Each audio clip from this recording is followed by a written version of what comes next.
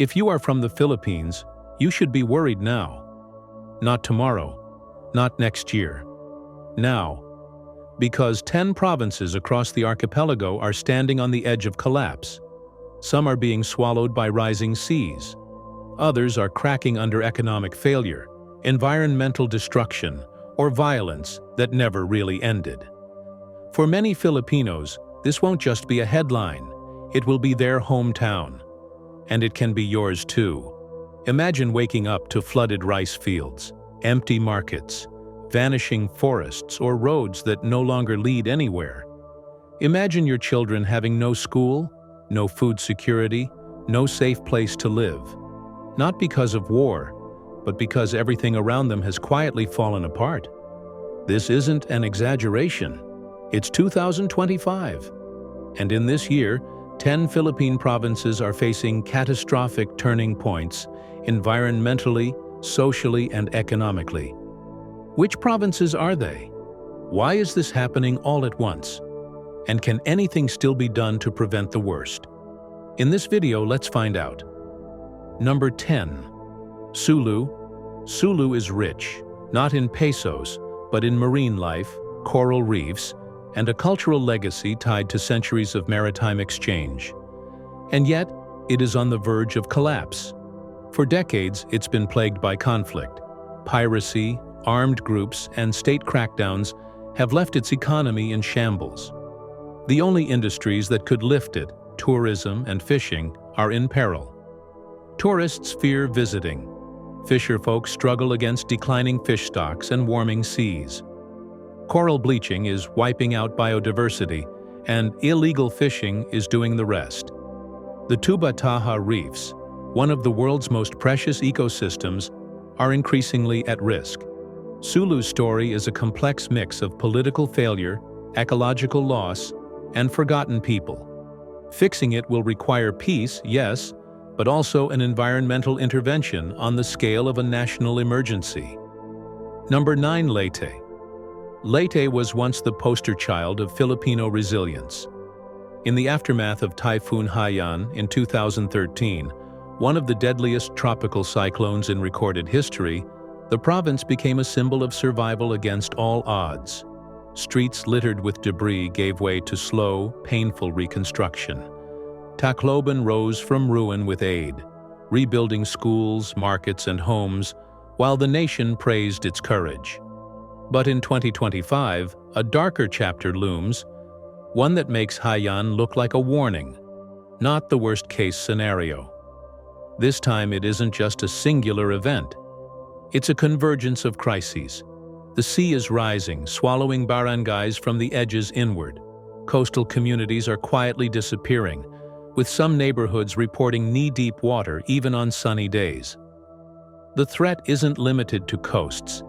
Inland, farmlands that once nourished millions are losing their reliability. Farmers speak of irregular rainfall, sudden droughts, and pest outbreaks previously unknown to their fields.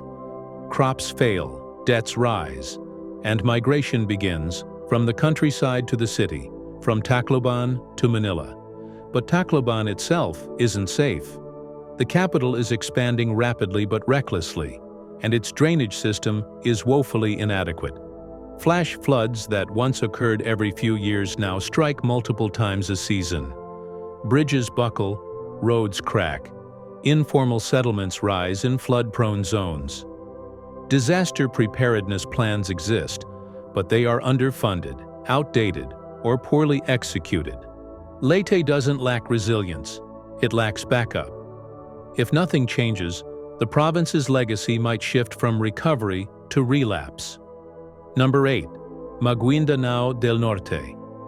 Maguenda del Norte struggles with a different kind of turbulence, one rooted in history, politics, and systemic neglect.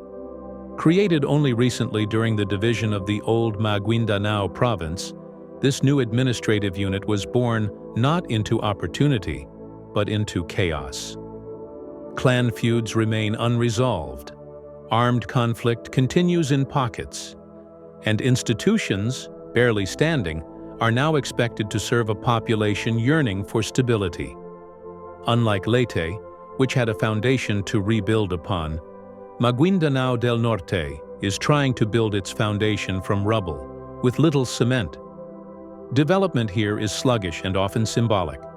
Roads are laid but remain unfinished. Schools exist on paper but lack books and teachers. Health centers operate without medicine. The economy, heavily dependent on agriculture, is being suffocated by natural disasters and political disruption. Flash floods and landslides batter what few farms still operate. Insecurity forces families to flee, abandoning whatever stability they manage to piece together. The displacement is chronic, not just physical, but psychological. People have no trust in governance, and investors keep their distance. While Leyte's struggle is with nature, Maguenda del Norte faces the ghosts of conflict and the paralysis of neglect. Without a strategy that addresses both peace-building and tangible development, collapse is not a risk. It's a certainty. Number 7. Pampanga. If Leyte is sinking under waves and Maguindanao under dysfunction, Pampanga is, quite literally, sinking under its own weight. For years, Pampanga's booming urban centers have drawn water aggressively from underground aquifers to fuel agriculture and industry. But what was once seen as a necessary resource is now proving fatal. Every liter pumped out leaves a void, and over time, the earth begins to settle into those voids, quietly, relentlessly. The result?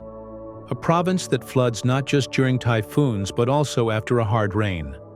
Barangays once dry are now marshlands. Angeles and San Fernando, once the pride of central Luzon, are becoming flood basins. Urban development, instead of halting the trend, accelerates it. Malls rise, highways expand. But below the surface, the foundations crack. The worst part? Pampanga still appears prosperous to the untrained eye. Its restaurants are full. Its real estate is booming. But it's a boom without roots, built on top of a collapsing sponge. The transition from Maguindanao's chaos to Pampanga's engineered disaster reveals a key truth. Even progress, if unchecked, can be a threat. And if Pampanga doesn't act soon to rethink its development model, its current prosperity will turn into a memory washed away by the next storm. Number 6. Batanes.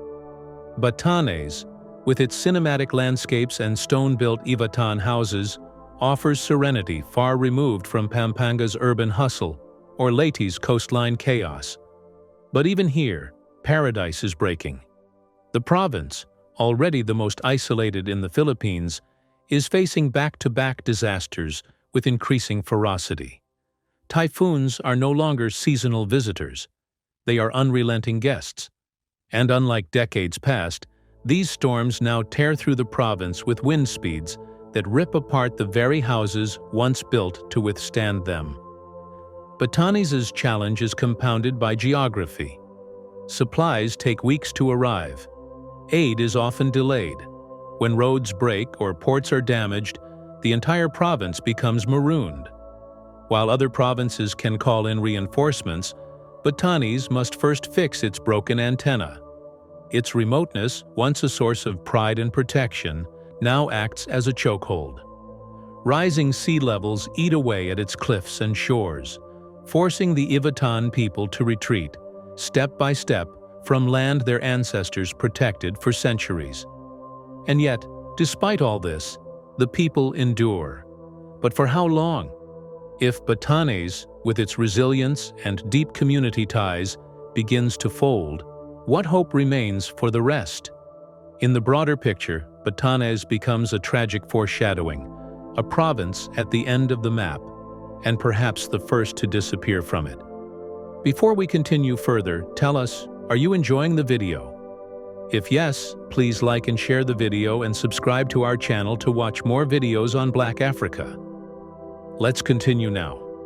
Number 5. Camarines Sur. Camarines Sur, a province located in the Bicol region of the Philippines, represents a different kind of crisis. one that results not from conflict, but from unchecked success. Once hailed as the ecotourism gem of the country, Cam Sur attracted throngs of international visitors, drawn by the attraction of Caramone's rugged coastlines, Mount Isarog's misty trails, and the promise of untouched natural beauty. The province was a model of ecotourism development, where pristine natural environments were preserved while providing economic opportunities for the local population. However, this success has come at a price. Over the years, tourism, once a boon, has become a double-edged sword. As visitor numbers soared, so did the construction of resorts, infrastructure, and commercial developments. Unfortunately, these developments were often unregulated. Mangrove forests, vital for coastal protection and biodiversity, were cleared to make way for resorts and roads. Agricultural land, too, was sacrificed in the name of tourism, leading to a severe strain on local ecosystems. In addition to the environmental toll, Camarines Sur is also facing the impact of climate change. The region, already vulnerable to typhoons, has experienced an increase in the frequency and intensity of these storms. The destruction caused by typhoons has not only ravaged infrastructure, but has also worsened the environmental degradation caused by overdevelopment. Rivers that once ran clear are now choked with sewage and waste, while beaches, once pristine, are covered in plastic debris and trash.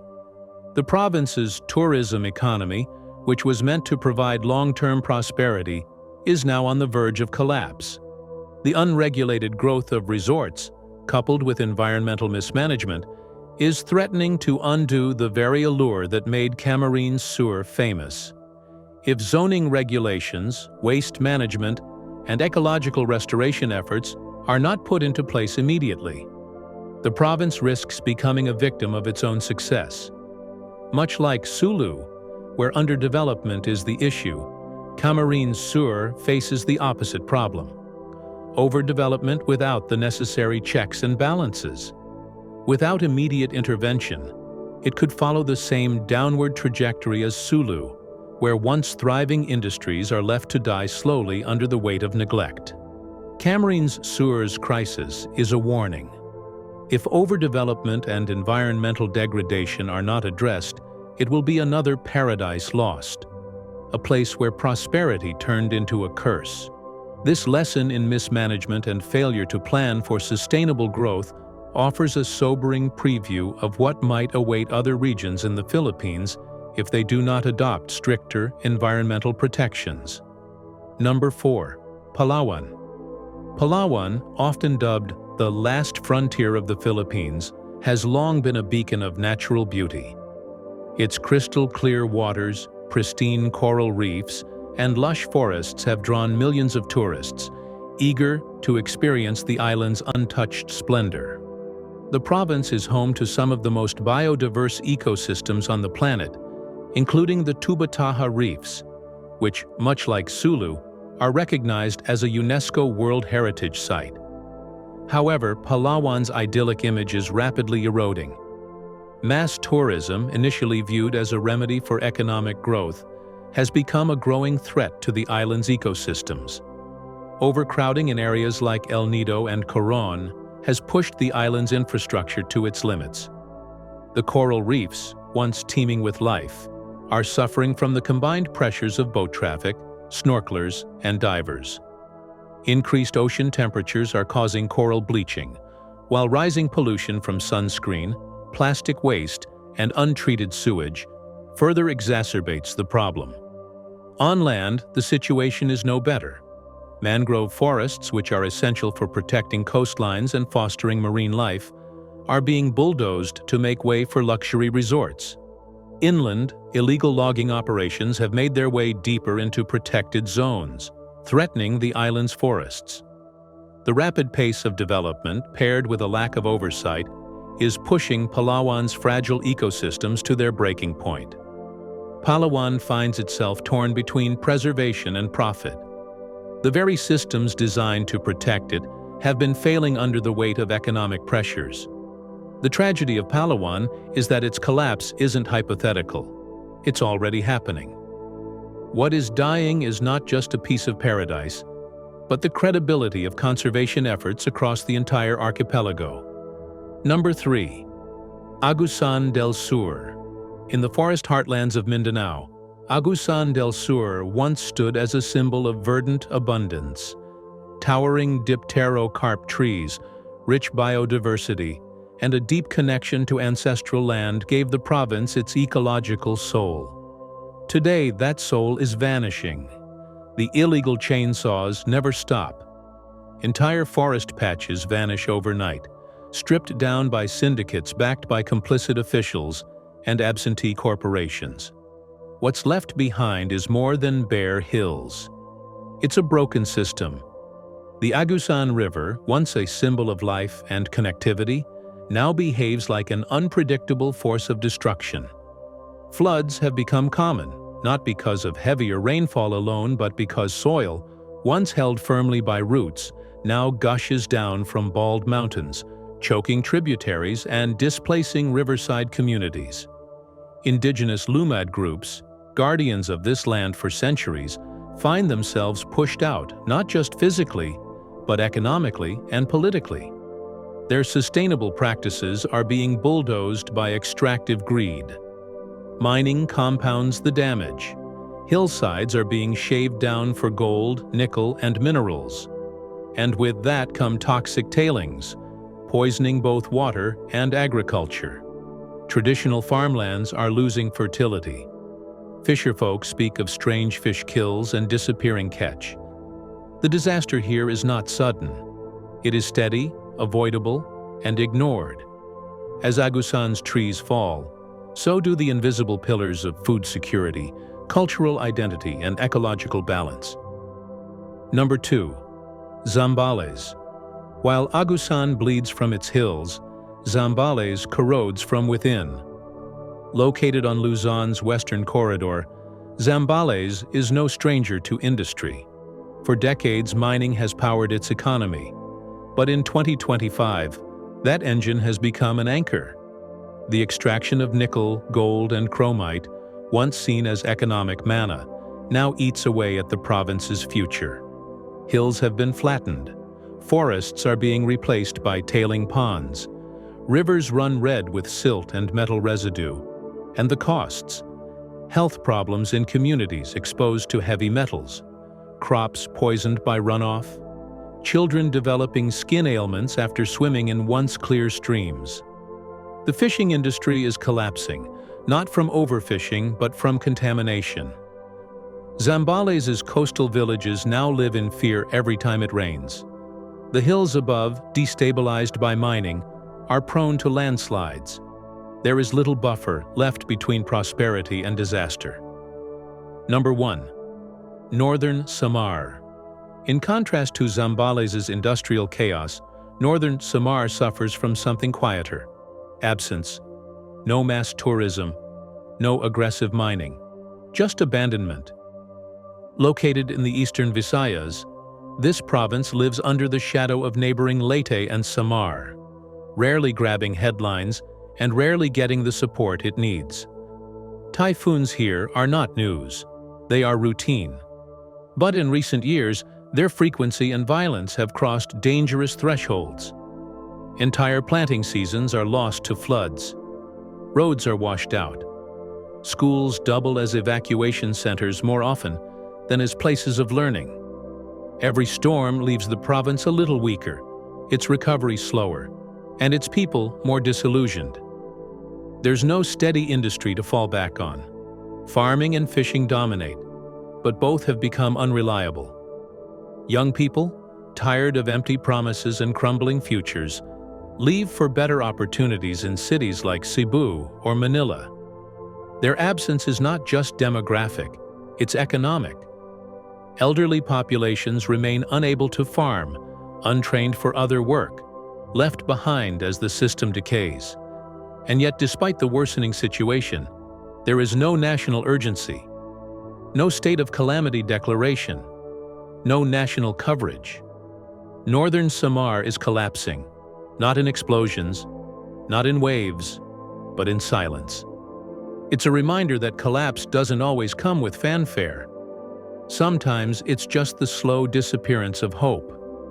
Do you think the government is doing enough to protect vulnerable communities like these?